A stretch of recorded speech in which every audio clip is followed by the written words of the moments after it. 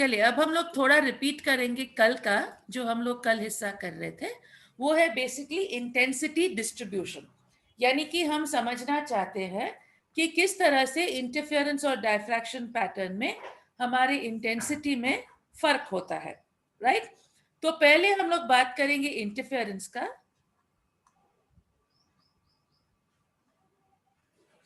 Right, interference में हमें मालूम है कि हमारे मैक्सिमा और मिनिमा सब इक्वल रहते हैं, राइट। यानी कि मैक्सिमा का ब्राइटनेस जो है वो इक्वल होता है और हर मिनिमा का ब्राइटनेस इक्वल होता है। जो आप न्यूटन्स रिंग्स में भी देखते हैं कि सभी ब्राइट रिंग्स का जो ब्राइटनेस होता है वो सेम होता है और सभी फेंट वाले का सेम होता है, राइट। तो आइए हम लोग कोशिश करते हैं ये समझने के लिए कि ये सेम क्यों होता है, राइट। और इसको हम लोग समझेंगे। तो पहले हम लोग स्टार्ट करेंगे इंटरफेरेंस का और याद करेंगे हमारे यंग्स डबल स्लिट एक्सपेरिमेंट का, राइट।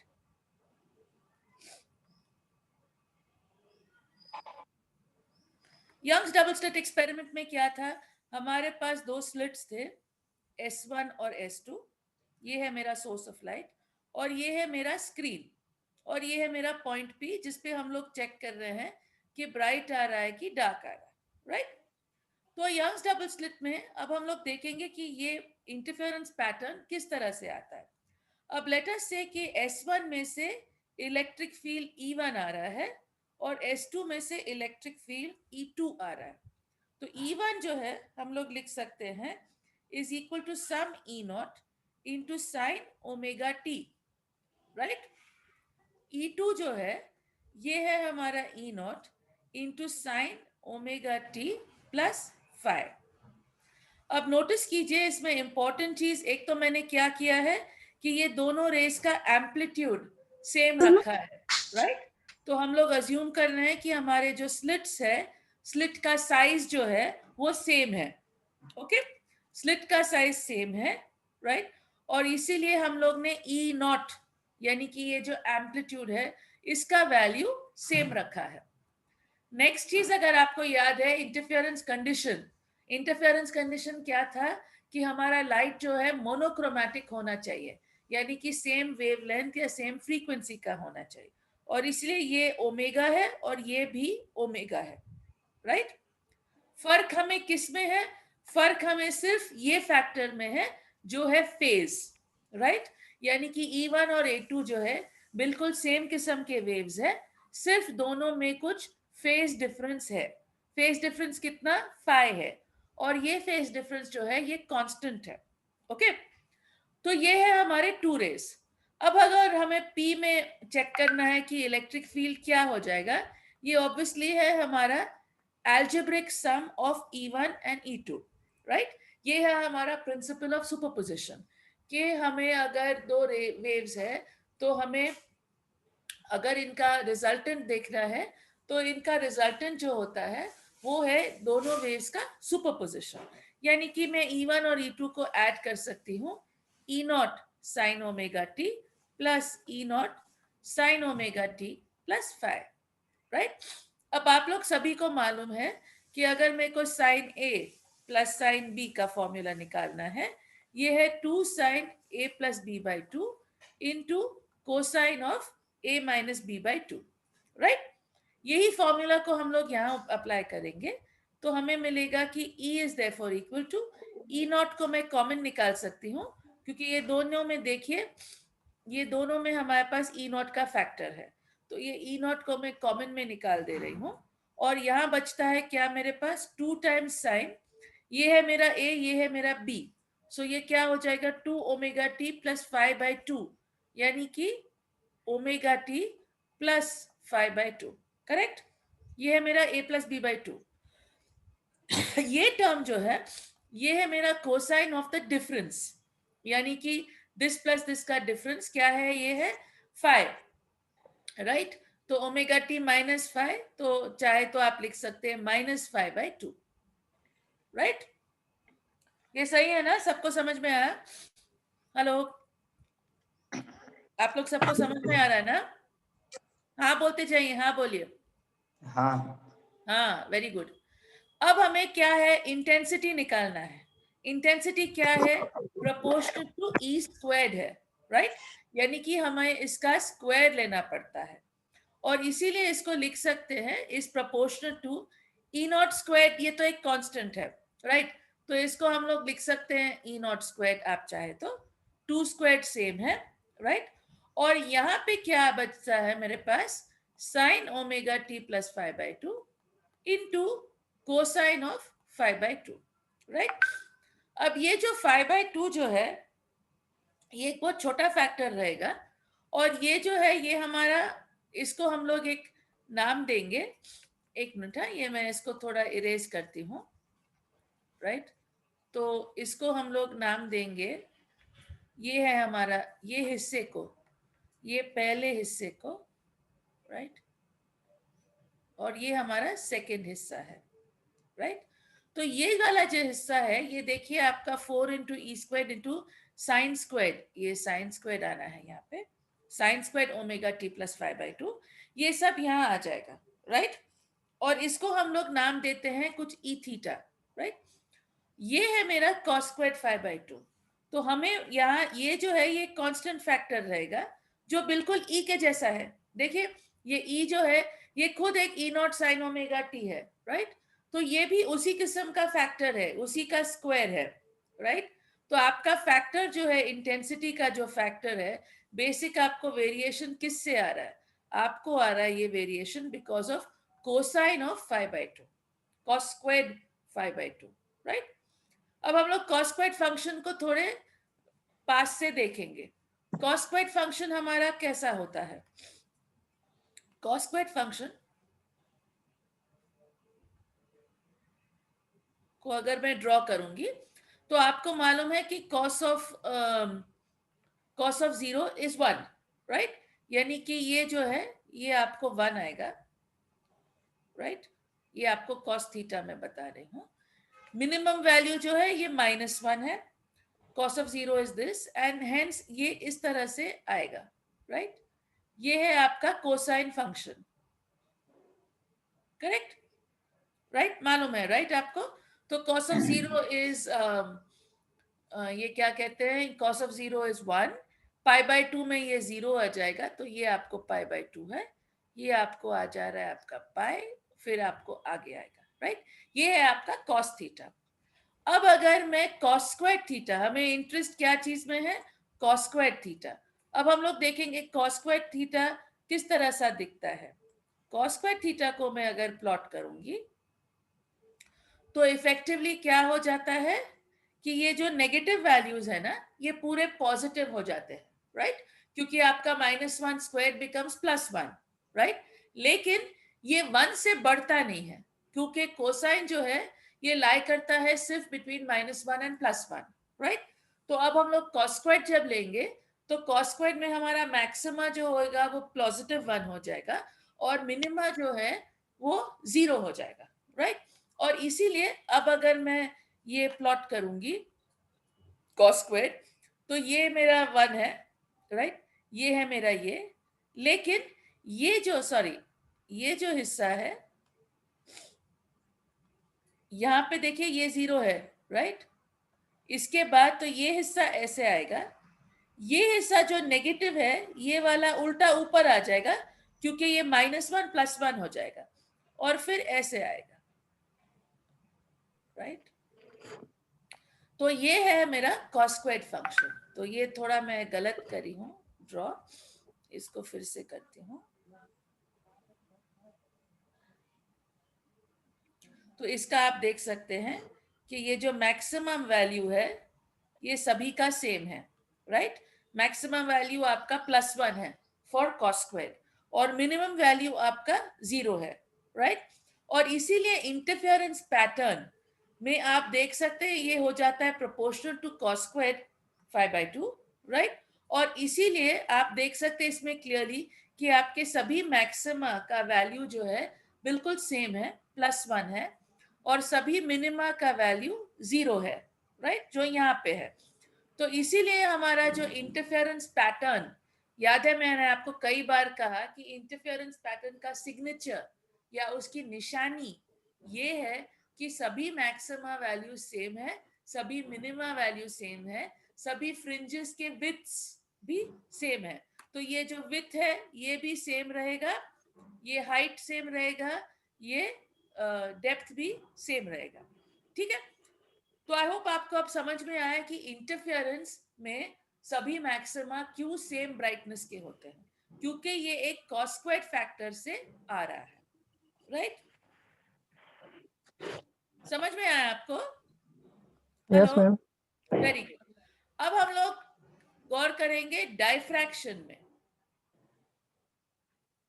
डाइफ्रैक्शन में हमारे पास इंटेंसिटी डिस्ट्रीब्यूशन क्या है, इसको समझने की कोशिश करें।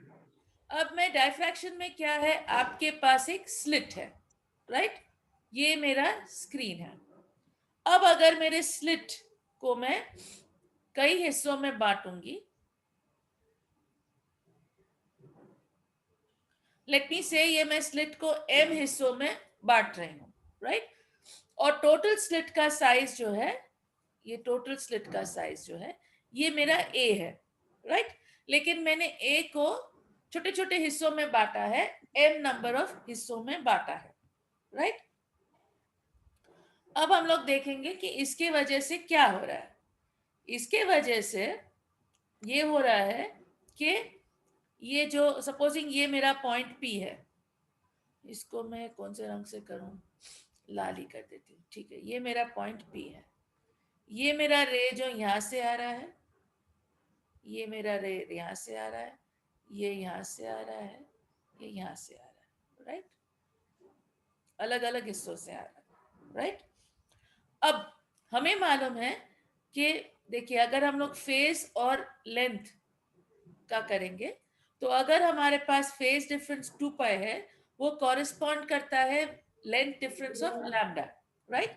यानी कि आपके पास कोई भी वेव है, अगर उसका किसी और वेव के साथ उसका अगर आप फेस डिफरेंस 2 पाई देखेंगे, तो वो कब आएगा, जब पाथ लेंथ हमारा लैम्डा हो जाता है, राइट, n टाइम्स लैम्डा या लैम्डा। अब इसमें ये दोनों में पाथ लेंथ क्या है, अब हम लोग एग्जैक्टली वैसा बनाएंगे जैसे हम लोग ने यंग्स डबल स्लिट पे किया। यहां से मैं परपेंडिकुलर डालूंगी, यहां से मैं परपेंडिकुलर डालूंगी, और लेट मी से कि ये डिस्टेंस जो है ये एक डेल्टा वाई है। डेल्टा वाई ये छोटे स्लिट का हिस्सा है, such that m times delta Y is equal to a, right, क्योंकि ये a मेरा टोटल स्लिट का साइज है, करेक्ट।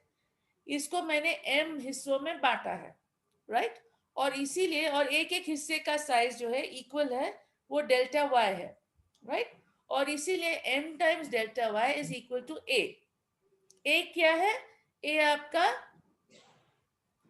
a जो है आपका विड्थ ऑफ स्लिट है,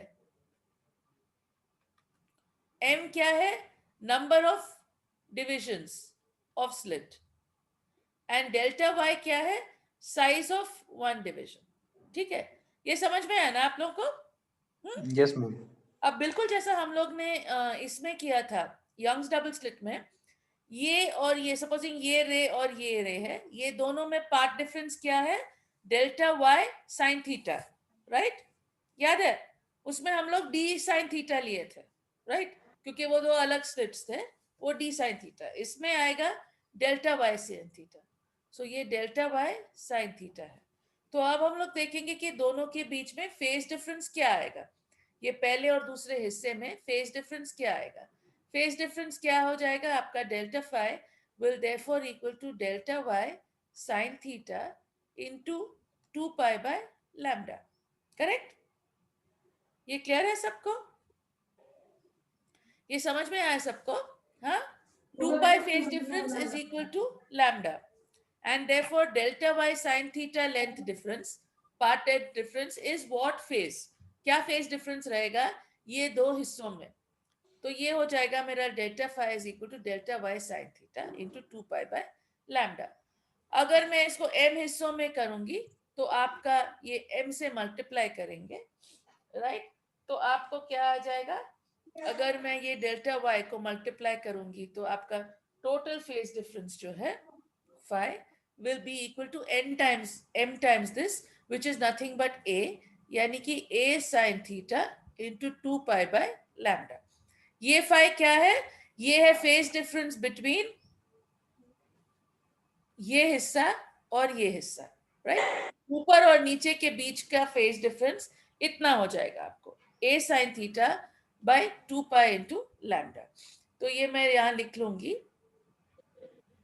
a/λ, okay, into 2π sin theta. ये है मेरा फाई, ओके, ठीक है। अब ये याद कीजिए। अब हम लोग एक नई बात करेंगे और वो है बात अबाउट फेजर्स, राइट? अब हमें जैसे उस पे किए थे, इंटरफेरेंस में किए थे, हम लोग को मालूम है कि ये इंडिविजुअल हिस्सों में से अलग अलग इलेक्ट्रिक वेक्टर्स निकलेंगे, राइट? तो सपोजिंग ये वाला E1 है, ये वाला E2 है, ये वाला E3 है, ये वाला E4 है, राइट? तो इन शॉर्ट हमारा जो E है, resultant E at P is going to be addition of E1, E2, E3, E4 etcetera, right? जितने भी हमारे हिस्से हुए वो सभी को कंट्रीब्यूट करेंगे हमारे P को, राइट? अब ये E को हम लोग लिखेंगे in terms of phasor. Phasor क्या है? मतलब वेक्टर के जैसा है, लेकिन इसके दो क्वांटिटीज क्या है? उसका मैग्नीट्यूड और उसका फेज, राइट? क्योंकि हमें मालूम है कि जब हम लोग वेव्स के बारे में बात करते हैं तो फेज जो है वो बहुत ही इंपॉर्टेंट फैक्टर रहता है, राइट? यानी कि दो वेव्स को जब हम लोग ऐड करते हैं तो हमें उनके बीच का फेज जानना बहुत जरूरी है, राइट? अगर वो दोनों आउट ऑफ फेज है तो वो एक दूसरे को कट कर देते हैं, अगर दोनों इन फेज है तो वो एक दूसरे को ऐड कर देते हैं, राइट? और इसीलिए हमें फेज की बहुत जरूरत है। तो इसीलिए क्या होता है कि सपोजिंग ये है मेरा फेजर फॉर E1, उसको हम लोग ऐड करेंगे फेजर फॉर E2, राइट?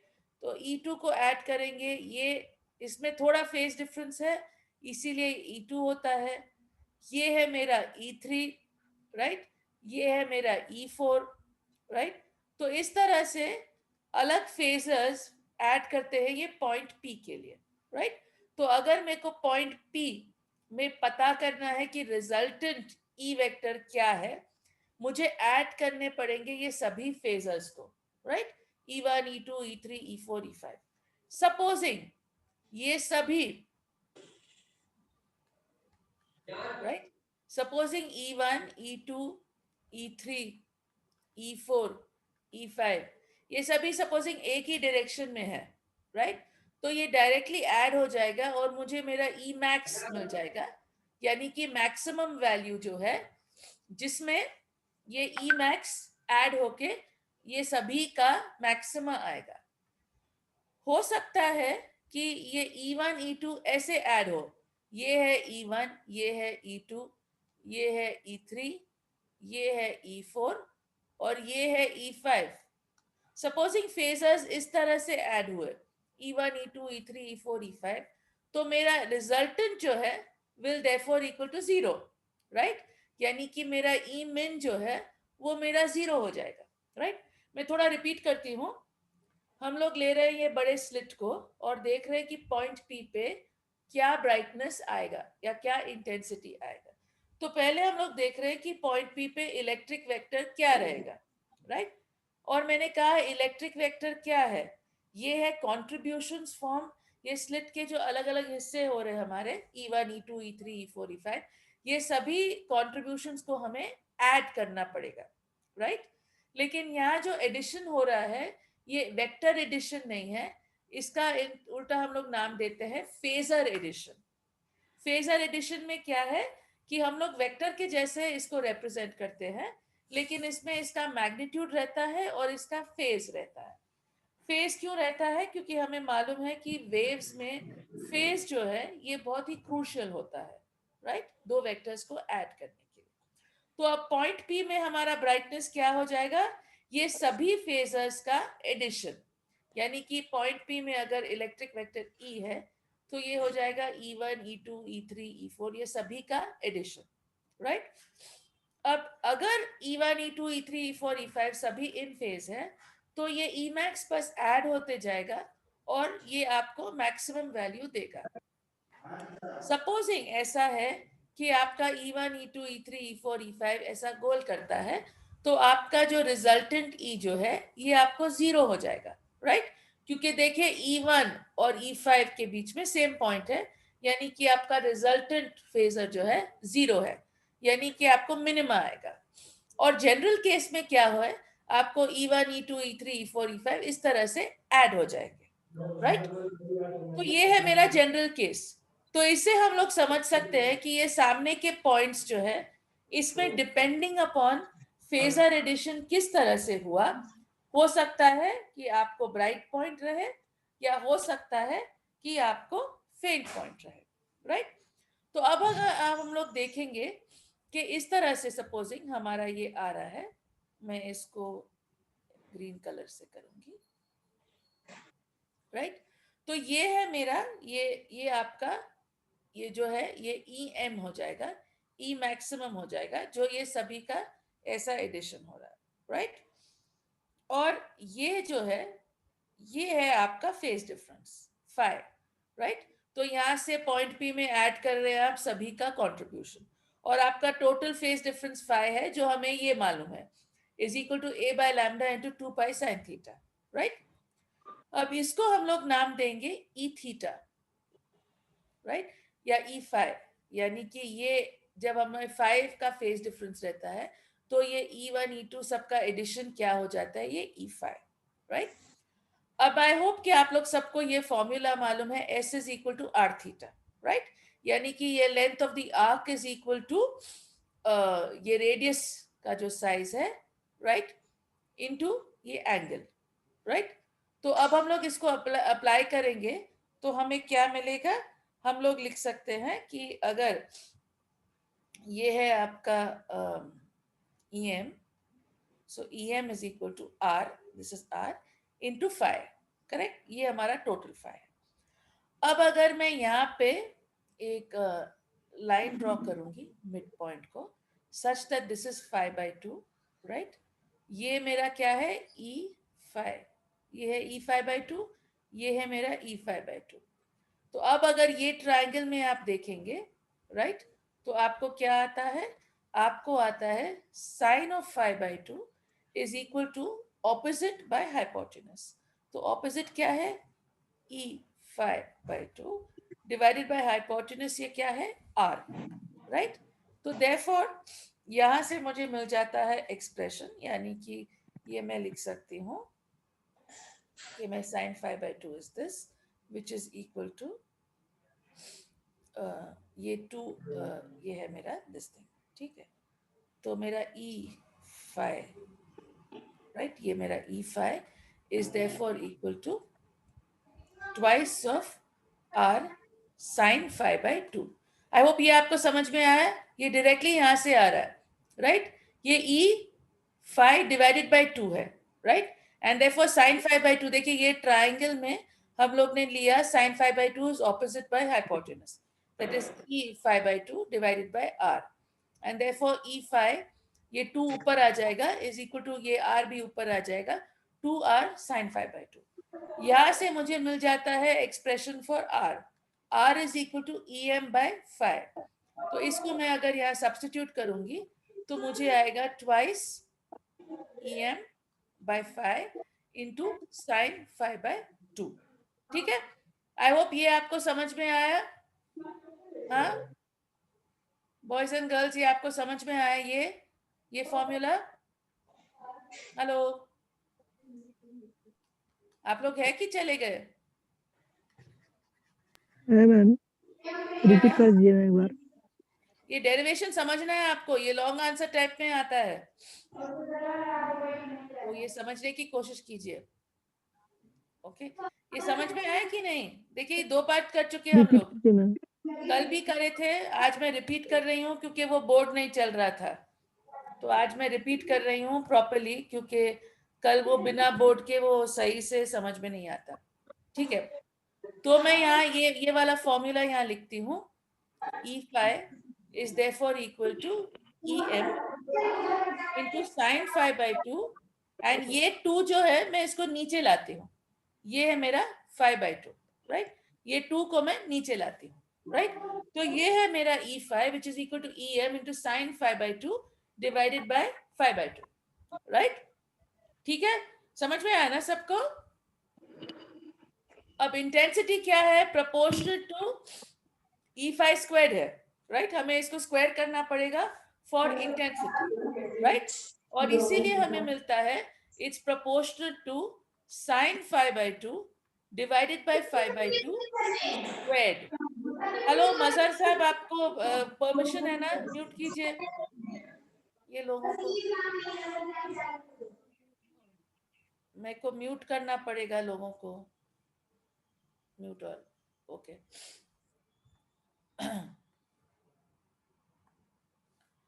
तो ये है मेरा इंटेंसिटी। तो अब हमें हमारे सवाल का जवाब मिल गया है, यानी कि डायफ्रैक्शन में इंटेंसिटी वेरिएशन कैसे आता है। ये फॉलो करता है साइन 5/5 स्क्वायर्ड, राइट। ये है मेरा फॉर्मूला जो हमें बताता है इंटेंसिटी किस तरह से वेरी होता है फॉर डायफ्रैक्शन, साइन 5/5, राइट। अब हम लोग इसको प्लॉट करने की कोशिश करेंगे।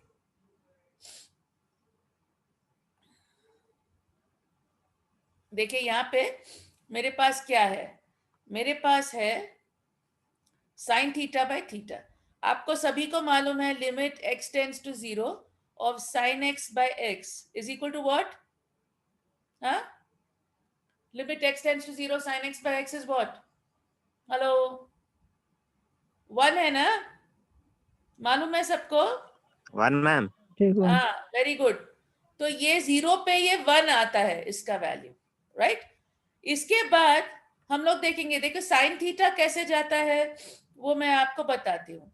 साइन थीटा ये साइन एक्स बाय एक्स है, राइट। तो ये आपको साइन एक्स में आपको actually sine X is equal to 0, right. लेकिन ये क्या हो रहा है, ये हमारे पास sine squared X by X squared, उसको ऐसे समझिए, राइट, कि आपको क्या है आपका फंक्शन, ये फंक्शन ये है आपका sine square 5/2 divided by 5/2 square, right.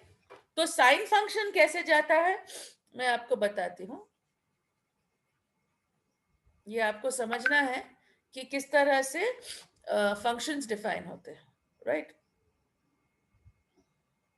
तो अगर आप देखेंगे साइन थीटा कैसा होता है, at 0 it's equal to 0, right. Sine 0 is 0, and फिर ये इस तरह से आता है, राइट। ये है मेरा साइन फंक्शन, राइट। ये 0 है, सॉरी 1 मिनट, हाँ ये मैंने क्या किया, ये 0 and then π/2 is this and then this is, या ओके, सॉरी ये मेरे को सॉरी ये मेरे को रब आउट करना पड़ेगा। तो हमारे पास क्या है, right, so sine of 0 is 0, right. उसके बाद π/2 इज 1, राइट। Sign π/2 is 1। उसके बाद ये फिर डाउन जाएगा और फिर ये इस तरह से अप आएगा, राइट, करेक्ट ना? Yes ma'am. और यहाँ पे ये 1/x² है। 1/x² का फंक्शन कैसे जाता है, ये क्या हो जाता है आपका, देखो 1/0², ये इंफिनिटी को जाता है, राइट। यानी कि 0 पे ये इंफिनिटी रहता है, राइट।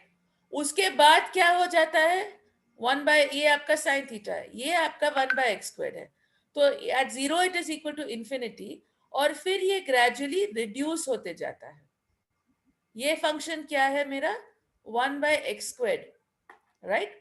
ये फंक्शन क्या है मेरा, sine x, right. Sine square x कैसे जाएगा, साइन स्क्वायर x में क्या होता है, ये जो नीचे का हिस्सा ये ऊपर आएगा जैसा इंटरफेरेंस में था, राइट। तो साइन स्क्वायर x के लिए हमें क्या करना पड़ेगा, ये है मेरा साइन स्क्वायर x, तो जैसे हम लोग उसमें किए थे इंटरफेरेंस में, ये उल्टा इस तरह से आएगा, राइट, साइन स्क्वायर एक्स इस तरह से आएगा, राइट, यानी कि पूरे नेगेटिव वैल्यूज पॉजिटिव हो जाएंगे। लेकिन चूंकि ये आपके पास एक और फंक्शन है, 1/x² का फंक्शन है, तो ये दोनों फंक्शंस का जो प्रोडक्ट है, दोनों मल्टीप्लिकेशन होगा, तो आपको रिजल्टेंट क्या होता है, इस तरह से होता है। ये जो मैं यहाँ ड्रॉ करूंगी, रिजल्टेंट क्या होता है, सेंटर पे चूंकि ये इंफिनिटी को जा रहा है, तो सेंटर पे ये ऊपर ब्राइट आएगा, इसका लिमिट 1 हो जाएगा, और आप इसको ऐसे करेंगे, राइट। लेकिन ये देखिए, ये नेगेटिव को नहीं जाएगा क्योंकि साइन स्क्वायर है, पूरा स्क्वायर है। लेकिन अब जो नेक्स्ट मैक्सिमा आएगा वो 1 पे नहीं जाएगा। क्यों? क्योंकि यहाँ पे मेरे पास 1/x² है, राइट, और वो 1/x² देखिए यहाँ पे उसको काटता है, उसको घटाता है, कम करता है। तो ये ऐसे आया, उसके बाद ये ऐसे आएगा। अब ये फिर से साइन स्क्वायर, यही साइन स्क्वायर फंक्शन आ रहा है, लेकिन चूंकि इसको 1/x² है, ये फिर से उसको घटाएगा, राइट। सिमिलरली सिंस ये स्क्वायर के साथ है, ये सिमेट्रिकल हो जाएगा, राइट। और इसीलिए ये डायफ्रैक्शन पैटर्न, ये हमारे बताता है डायफ्रैक्शन पैटर्न की इंटेंसिटी। यानी कि डायफ्रैक्शन की पैटर्न की इंटेंसिटी में क्या हो जाता है, ये जो सेंट्रल मैक्सिमा है ये बहुत ब्राइट आता है, क्योंकि ये यहाँ से पीक होता है बिकॉज ऑफ अपना 1/x² फैक्टर, राइट। तो ये सेंट्रल वाला पीक जो है बहुत ब्राइट हो जाएगा, और ये आगे के जो है इनको साइन स्क्वायर का पैरामीटर है, लेकिन चूंकि ये मल्टीप्लाई हो रहा है 1/x² से, राइट, तो जैसे हमारा x बढ़ते जाएगा ये घटते जाएगा, तो ये जो मैक्सिमस है ये घटते जाएंगे। तो ऐसा आता है आपका डायफ्रैक्शन पैटर्न। ये आपको इस तरह का एनवेलोप आता है। ये क्या एनवेलोप है, ये बेसिकली आपको 1/x² के वजह से आ रहा है, क्योंकि ये उसको घटाता है, राइट। तो ये आपको फंक्शंस में समझना है कि आपके पास एक फंक्शन साइन स्क्वायर है जो देता है आपको ये ब्लू वाला, ये आपका 1/sin² है, राइट। लेकिन ये मल्टीप्लाई हो रहा है आपको 1/x² जो आपका ये है, और ये 1/x² इसको घटाते रहता है, राइट। और इसीलिए डायफ्रैक्शन पैटर्न में क्या होता है, आपका मैक्सिमा ऐसा है और ये घटाता है। अब याद करेंगे हम लोग इंटरफेरेंस में क्या था, ये हमारे पास cos स्क्वायर्ड था, राइट। और cos स्क्वायर्ड में क्या है हमारे पास, सॉरी, ये मैं इसको रब आउट करती हूँ, इसको अच्छा सुंदर बनाऊंगी, राइट। तो इसमें क्या हो रहा है हमारे इंटरफेरेंस पैटर्न में 0 = 1, राइट, एंड देयरफॉर आपको, सॉरी ये गलत आ गया,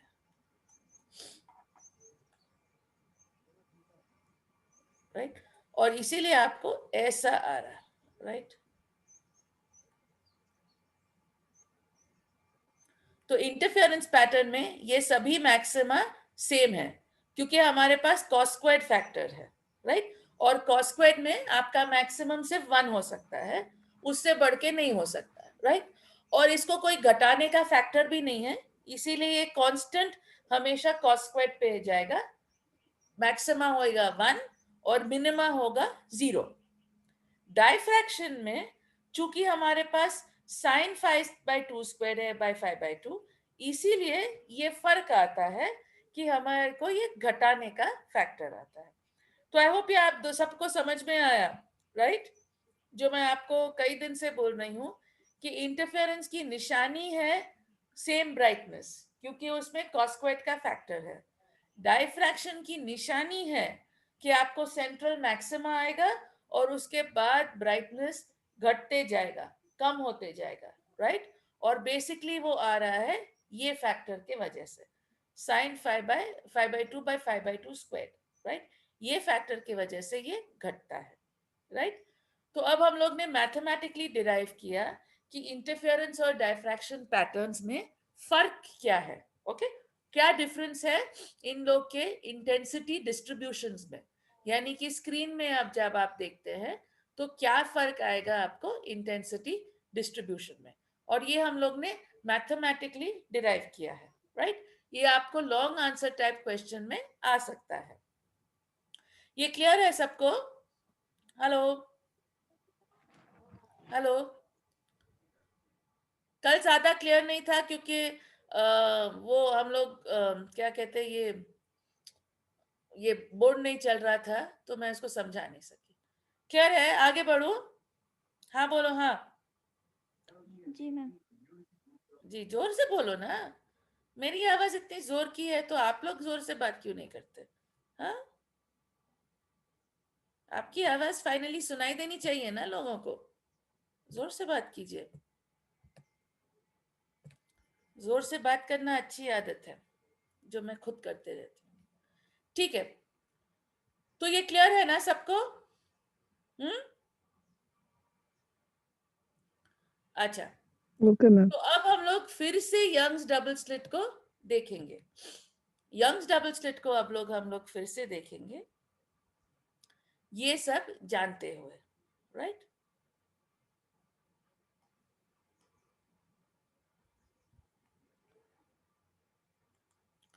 तो ये है मेरा यंग्स डबल स्लिट और ये है मेरा पॉइंट पी। अगर आपको याद है तो हम लोग जब इसको पहले देख रहे थे तो हम लोग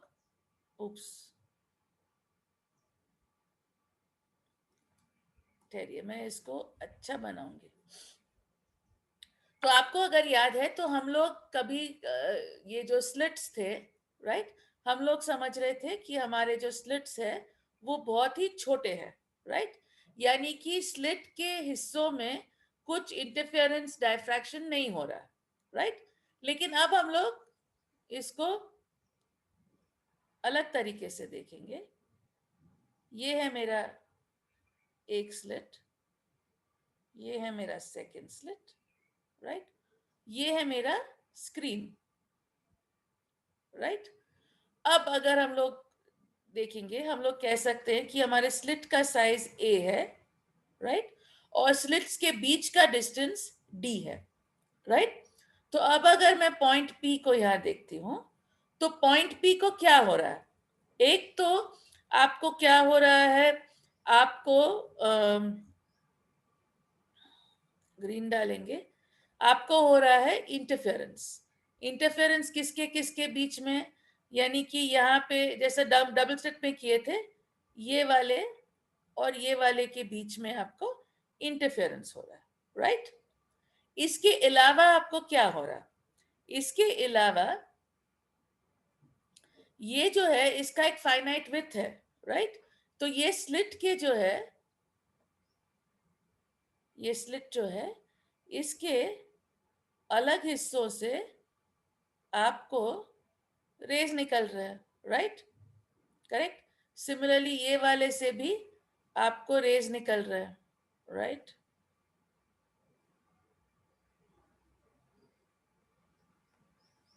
एक मिनट। हाँ, तो बेसिकली हमारे यंग्स डबल स्लिट पे क्या हो रहा है? आपको हो रहा है इंटरफेरेंस किसके बीच में? ये आपका S1 है और S2, S1 और S2 के बीच में इंटरफेरेंस हो रहा है। लेकिन उसके साथ साथ S1 में भी आपको डायफ्रैक्शन हो रहा है और S2 में भी आपको डायफ्रैक्शन हो रहा है। यानी कि S1 के भी अलग अलग हिस्से हैं, राइट। तो S1 में भी आपको डायफ्रैक्शन हो रहा है और S2 में भी आपको डायफ्रैक्शन हो रहा है। तो टोटल इंटेंसिटी जो है आपके यंग्स डबल स्लिट में, ये हो रहा है intensity because of interference, right, multiplied by intensity because of diffraction, right. ये दोनों चीजों को आपका असर हो रहा है, राइट। और किस तरह से असर हो रहा है आपको, ये क्लियर है ना सबको? हेलो, ये क्लियर है ना सबको? हेलो, आप लोग कुछ जवाब दीजिए ना। जी मैम। हाँ, तो बेसिकली आपको क्या हो रहा है, आपका ये दोनों चीजों से असर हो रहा है, राइट? तो हम लोग प्रोपोर्शनटली अगर इंटेंसिटी का लिखेंगे तो हमें मालूम है यहाँ पे कॉस स्क्वायर्ड आता है, और कॉस स्क्वायर्ड में क्या आ जाता है हमारा, ये है हमारा 2 पाई साइन थीटा, एंड हमारा क्या हो जाता है, इंटरफेरेंस में हमारे पास आएगा हमारा d बाय लैम्डा, राइट? और डायफ्रैक्शन में हमारे पास क्या आता है, साइन ऑफ ये वाला 2 pi sine theta a by lambda divided by 2 pi sine theta a by lambda squared, right? और इसलिए कन्वीनियंस के लिए हम लोग एक अल्फा नाम देते हैं और एक बीटा नाम देते हैं। ये दोनों क्या कहते हैं, ये दोनों एंगल्स के लिए, राइट? तो ये दोनों एंगल्स के लिए हम लोग नाम देंगे अलग अलग, राइट? और आप उसको देखेंगे। मैं 1 मिनट जरा देखना चाह रही हूँ कि अल्फा कौन सा है। हाँ, alpha is the one for इसके लिए। हाँ, ओके। सो बीटा, अच्छा, तो अल्फा हम लोग अल्फा नाम इसके लिए देते हैं, that is, oops sorry, alpha हमारा इसके लिए है a bye lambda 2 pi sine theta, और बीटा हम लोग नाम देते हैं इंटरफेरेंस के हिस्से को, वो है b by lambda 2 pi sine theta. तो हमारी intensity becomes proportional to cos squared beta into sine squared alpha by alpha squared, right? तो ये है मेरा टोटल इंटेंसिटी का relationship for Young's double slit, right? जिसमें से ये कंपोनेंट, ये हिस्सा जो है, ये आ रहा है मेरे को इंटरफेरेंस की वजह से, और ये हिस्सा मेरे को आ रहा है बिकॉज ऑफ डायफ्रैक्शन, राइट? और ये दोनों एंगल्स हम लोग डिफाइन करते हैं, राइट? अब मैं एक और छोटी चीज आपको बताना चाह रही हूँ।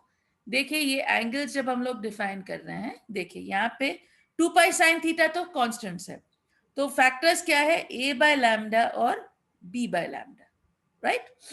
अब अगर हमारा a बहुत छोटा है, राइट, सपोजिंग स्लिट का साइज बहुत छोटा है, राइट, तो ये a बाय लैम्डा 0 हो जाएगा, आपको अल्फा वैल्यू 0 हो जाएगा। अगर अल्फा वैल्यू 0 हो गया तो आपको कॉस स्क्वायर्ड जो है, ये साइन अल्फा बाय अल्फा, ये आपको 1 हो जाएगा, राइट?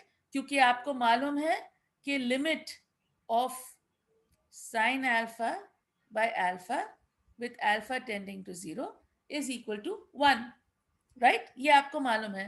Similarly आपको मालूम है कि cosine of beta where beta tends to 0 is also equal to 1, right?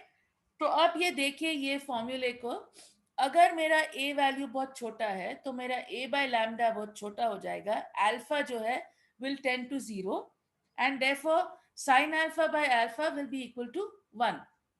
Similarly, अगर मेरा, सॉरी ये b नहीं है, ये d है, सपोजिंग मेरा d जो है, d है डिस्टेंस बिटवीन स्लिट्स, सपोजिंग मेरा d जो है बहुत छोटा है, तो मेरा बीटा जो है क्लोज टू 0 हो जाएगा, तो मेरा cos of 0 will be equal to 1, right? और इसीलिए आपको याद है, मैं हमेशा आपको बोलते रहती हूँ कि हमें हमेशा कंपेयर करना है a with lambda as well as b with lambda. अगर हमारा a बहुत बड़ा है, राइट, फॉर एग्जाम्पल आप खिड़की में से लाइट को देख रहे हैं, राइट, तो a वैल्यू बहुत बड़ा हो जाता है, राइट? तो फिर आपका ये जो a बाय लैम्डा जो है आपको कंट्रीब्यूट नहीं करेगा, राइट? ये वैल्यू आपका इतना बड़ा हो जाएगा कि आपको कोई पैटर्न नहीं दिखने वाला है, राइट? ये वाले फॉर्मूला में, सॉरी, ये वाले फॉर्मूला में आपको दिखेगा नहीं। अगर ए बहुत छोटा है तो 1 आएगा, अगर एक बहुत बड़ा है तो आपको इसका असर नहीं आएगा। Similarly distance between slits, supposing आपके पास बाजू 2 खिड़कियां हैं और वो डिस्टेंस बहुत बड़ा है कंपेयर टू लैम्डा, फिर से आपको इसका असर नहीं आएगा। तो हमें हमेशा कंपेयर करना है ए को लैम्डा से, और सॉरी मैंने फिर से यहाँ गलती की है, इसको हमें लिखना पड़ेगा डी। तो हमें कॉन्स्टेंटली कंपेयर करना है ए को लैम्डा से और डी को लैम्डा है, यानी कि ए जो है ये साइज ऑफ स्लिट और डी जो है डिस्टेंस बिटवीन स्लिट्स, राइट। तो आप हमेशा ये दो चीजों को कंपेयर करेंगे तो उसी से आपको मालूम होगा कि ये जो वेव नेचर ऑफ लाइट है, यानी कि जिससे आपको इंटरफेरेंस या डायफ्रैक्शन दिख रहा है, वो दिखेगा कि नहीं। इट ऑलवेज डिपेंड्स अपॉन ये दोनों का कंपैरिजन। अगर ए और लैम्डा कंपैरेबल है तो आपको डायफ्रैक्शन का इफेक्ट दिखेगा, अगर डी और लैम्डा कंपैरेबल है तो फिर आपको इसका असर दिखेगा, राइट। और इसीलिए वेव नेचर ऑफ लाइट को देखने के लिए हमेशा हमें माइक्रोस्कोपिक स्केल को जाना है। क्यों? क्योंकि ये जो लैम्डा वैल्यू है for optical light is equal to 10⁻⁵ metres, right. तो इसका मतलब है कि आपके ए और डी जो है ये भी 10⁻⁵ मीटर्स के बराबर होने चाहिए। अब अपना नॉर्मल हाइट क्या है? 1 मीटर है, 1.5 मीटर है, राइट। तो इसीलिए हमारा जो हाइट है इससे बहुत ही ज्यादा बड़ा है, राइट। और इसीलिए आम जिंदगी में हमें ये वेव इफेक्ट दिखता ही नहीं है, राइट। क्योंकि हमारे ए और डी वैल्यूज, राइट, खिड़कियां 1 मीटर के है, हमारा हाइट 1-1.5 मीटर का है, तो ऑब्वियसली हमें वेव नेचर दिखाई ही नहीं देगा। हमें उसके देखने के लिए माइक्रोस्कोप की जरूरत पड़ती है, जो मैंने आपको बताया जैसा न्यूटन रिंग्स एक्सपेरिमेंट है उसमें हम लोग इस्तेमाल करते हैं ट्रैवलिंग माइक्रोस्कोप को, राइट। तो आप बेसिकली स्केल को 10⁻⁵ का कर रहे हैं ताकि आप देख सके, राइट। चलिए, आई होप ये आपको आज क्लियर हो गया ना, जो कल करी थी मैं लेकिन विदाउट टैबलेट था। नोट्स आपके पास है? ओके, हेलो लोग, कुछ बोलिए। Yes ma'am, yes yes ma'am. Sir. हाँ, तो इन शॉर्ट आप लोग, आई होप आपको ये समझ में आया। और ये इम्पोर्टेंट है क्योंकि जैसे मैंने आपको बताया ये आपको आता है इन क्या लॉन्ग आंसर टाइप, यानी सेक्शन सी में डेरिवेशन आता है intensity distribution in double slit due to interference and diffraction, right. तो आपको इस किस्म का आता है इन सेक्शन सी।